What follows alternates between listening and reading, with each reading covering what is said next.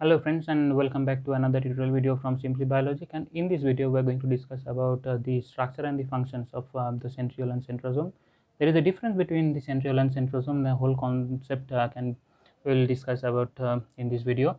If we talk about the centriole, these barrel shaped structure or the cylindrical structures are centrioles.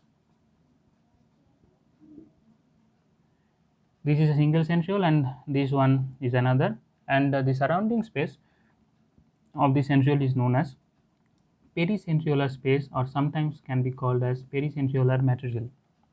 And this pericentriolar material is composed of several proteins like the gamma tubulin, pericentrin, or ninin. Several other proteins may be associated with the structure, and this whole structure, these two centriole and the pericentriolar space, total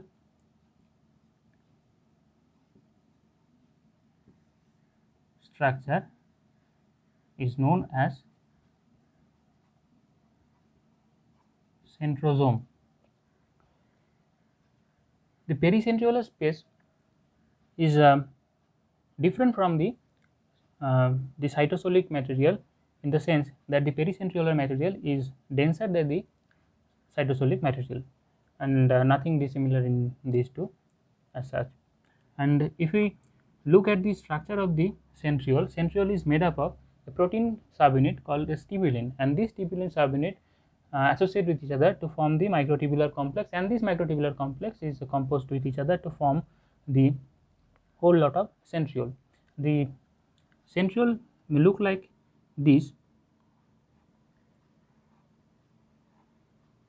three protofilamentous structure associate with each other to form a microtubule, and these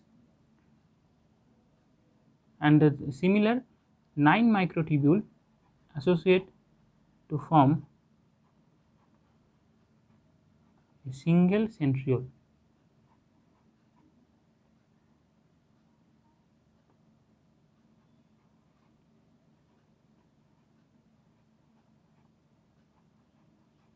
If we look at this single structure, it is composed of 3 different protofilamentous structure or complex. This subunit is composed of 13 protofilaments, and this about 10 to 12, and this also 10 to 12, so that this subunit is complete structure and these two are incomplete structure. And in case of the centrosome, the arrangement is 9 plus 0 type, 9 peripheral proteins, and there is no central protein. Instead of the central protein, there is a hub like structure or the ring like structure, and this C subunit gets associated with the A subunit of the surrounding microtubule. Same thing happens for all these structures,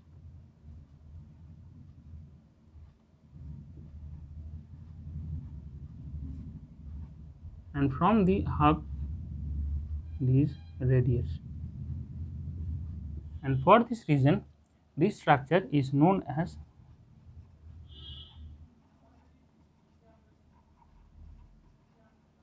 cartwheel structure. And the centrosome grows during the G2 stage of the cell division, and for this the centrosome is known as mature centrosome. And after the cell division, centrosome structure reduced, and then it is known as centrosome reduction.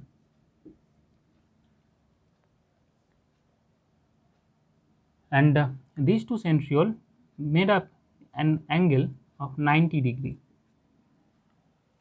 During the interphase stage, or during the S phase, the centrosome differentiate and move apart from each other and settle at the two poles of dividing cell. And during the metaphase stage, when the chromosome arranged at the metaphase plate, this is metaphase plate suppose. Now the microtubular arrangement which are radiating from the centrosome structure get attached with the kinetochore region. This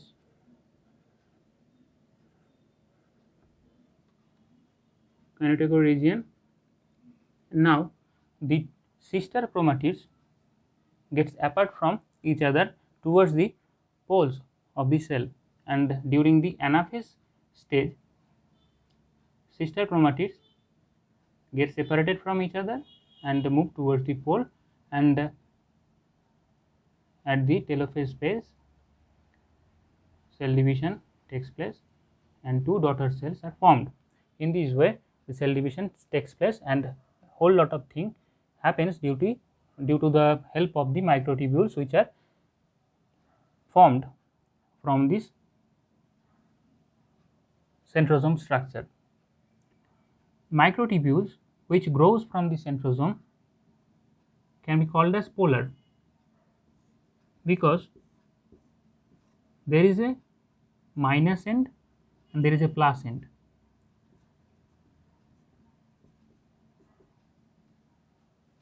The minus end from where the new tubulin structures can be from the plus end is known as associating and the minus end is known as dissociative. From the plus end, new tubulin structures attached with the microtubular structure and the microtubule grows, and from this minus end or dissociative end the tubulin subunits get separated and the microtubule structure shrinks.